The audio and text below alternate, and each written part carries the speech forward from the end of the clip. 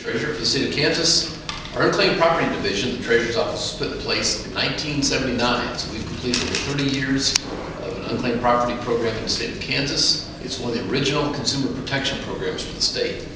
And we've made, like I said, we've made incredible progress over the last 30 years. And we're here today to return over $78,000 to Gail Brown on behalf of the Brown Cordery family. And that's why we want to bring attention to the program, use this opportunity to bring attention to the program.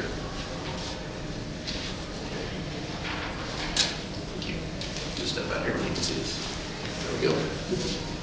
So there's the $78,666.22. So it's a good opportunity for us to bring attention to the program, to convince people it is worthwhile to go online at kansascash.com or call the 800 number and check with us and find out what property you have, because we are the custodians of that property, so that we try to get it back to the rightful owner. So congratulations. Thank you very much. Thanks for working with us. A couple more comments I'll make. You can hold that. I think she's keeping the track of it. Gail's story is a common story demonstrating how property comes to be safeguarded by our office. Much of what we're returning today is from retirement accounts that belong to her mother, and then when she went into nursing care, the family companies, the holders of that property could not find her, so they turned it over to our office. We tracked them down. After we received the property, we began our staff in the Unclaimed Property Division with Rita Moore, who's the director of Unclaimed Property, investigating, and after about 5 weeks was able to find Gail so we could return this property. And we have only 8 staff members in our Unclaimed Property Division, and they love their work, they're passionate about what they do, and that's why last year they handled over 38,000 unclaimed property claims. It's almost a 20% increase from the prior year, and we're very proud of what they do. Since we began the program, over $132 million has been returned to rightful owners of the property, people of Kansas. The biggest amount returned to one owner was in 2007. That was over $346,000. This is one of the larger claims. We also this year did our annual event at the Kansas State Fair. We had over 9,000 fairgoers stop by our booth. We returned over almost $387,000 of property at the State Fair. And we've also begun a series of stops around the state, tours all over the state of Kansas, where we set up unclaimed property stops to raise awareness of the program, to make it easy for people to contact us and get in touch with us. We've had great success returning property to Kansas, and we're continuing to do more with less in our office. And currently we are holding over $200 million of unclaimed property for the state, for people across the state of Kansas. So we reemphasize the message to people in Kansas that it is worthwhile. Go online or give us a call, check to see what you have, and check at least once a year, because over $20 million a year typically comes into our office, so it's worth checking. Be glad to answer any questions. Sure. What's the most common thing that you find unclaimed? Like, what do people usually have hanging out there? Apartment deposits, utility deposits, bank accounts when they moved and didn't leave a forwarding address, all kinds of things. We also receive the contents of about 600 safe deposit boxes a year. And that's what you see here, the contents from the safe deposit boxes, which there's some very interesting things that come in there. We try for 2 years to find that owner, and we're pretty successful doing that. If we don't, we sell those contents, but then we hold the cash in the owner's name.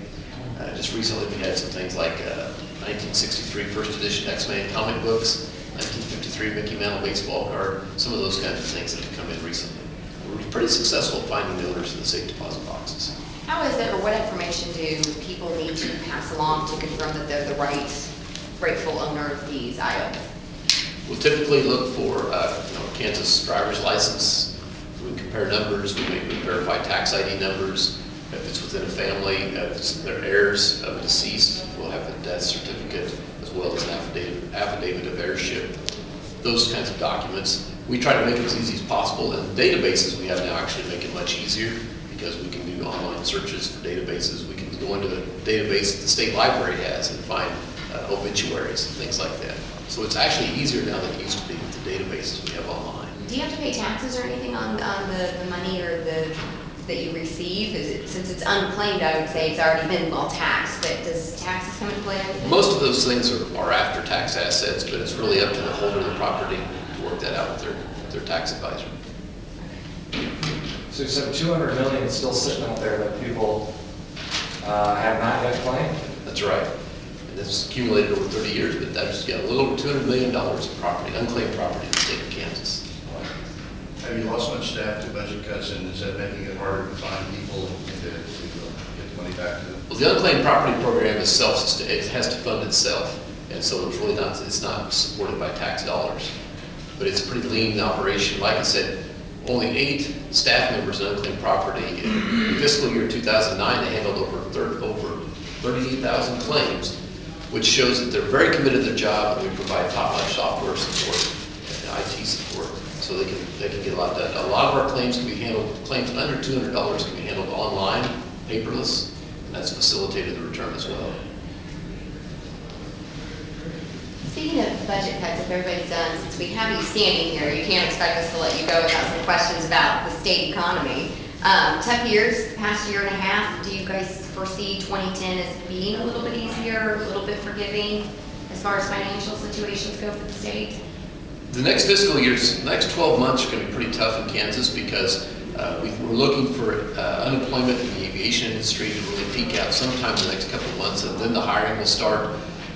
If we look at where tax revenues come from in Kansas, typically 24–25% of sales and income tax revenues come from the Johnson County area. But if we look at industrial sectors, aviation typically makes up over 20% of our general fund revenue. What we know in Kansas from our history is once unemployment peaks out and starts to grow nationally, aviation employment tends to grow a few months behind that, and our revenues grow a few months behind that. And so that's what we need to have happen, is get the job, start creating jobs in Kansas. The next 12 months are going to be tough. Long run, I'm pretty bullish on the Kansas economy. If we can get National Cancer Institute designation at the Med Center, we've got the MBAP facility coming to K-State. We're the leaders in aviation research in Wichita. There's a lot of good things going on that I think position us well in the future. And Governor Parkinson's comment about we need to be sure that we don't just cut critical investments. We want to be positioned so when we come out of this recession, we are ahead of other states and very competitive. So you're going to keep pretty much tight-knit as far as state programs, state agencies, schools. I mean, you're going to keep it tight again this year. That's right, and that's Governor Parkinson's point is we should not make any more cuts in our schools. We've already made substantial cuts, but the schools and our workforce development efforts are critical to being competitive in our economy as we start to come out of the recession. And we don't want to cut the investments that will make us create more jobs in the future and make Kansas the best place to invest and create jobs. And of course, one of the busiest things for your office right now is tax refunds. They're just expected to Well, pay out on time. Actually, that goes from the Department of Revenue. Oh, there, yeah, you're That right. goes from the Department of Revenue. So have you heard, is everything going smoothly as far as tax refunds The go? Department of Revenue is still processing refunds, yes. We have delayed some payments to schools, and hopefully as the revenues come in, we can catch up on those payments through March and April. So we shouldn't expect to hear increases for anyone or anything over the course of the next year. I would not expect that, no. The next year, next 12 to 18 months will continue to be tough for the state budget. But after that, like I say, I'm long run, I'm bullish on the Kansas economy. If we maintain our critical investments, we have to have a highly skilled, well-educated workforce, and we want to maintain our critical investments in research at the Med Center, in the animal health industry, and in aviation research. No tax hikes? That's what the legislature will have to work out, and that's what Governor Parkinson has recommended, fill in the gap with some needed revenue so we don't have to cut the critical investments that will actually create jobs in the future. Any questions for Gail? Yes, ma'am. Was this a total surprise for you or? Total shock. Can you sit in front of the podium? Yes, it was a total shock when my father passed away 6 years ago. My brother and I went to the financial institutions and we thought we had accounted for everything. So when I got the call, it was a major shock. It's a wonderful shock. How do you think it got lost? Like, how do you think it just never came I up? have no earthly idea. Because I remember going specifically to Interest Bank where I believe 2 of the larger accounts were at with all my, power of attorney papers and everything. I don't have a clue. Wow, and this was just part of his estate, correct? Yes. With my mother and his, yes. Wow. What are the plans for the $78,000? Well, it's my mother's money, and she's in a nursing home, so that'll be about a year's worth. Wow. So it'll go straight to that now? Yes, it goes straight to her care. It's all her money. Is she aware enough to know about the money? I haven't told her yet, but I definitely will. I kind of try to keep all the finances away from her, so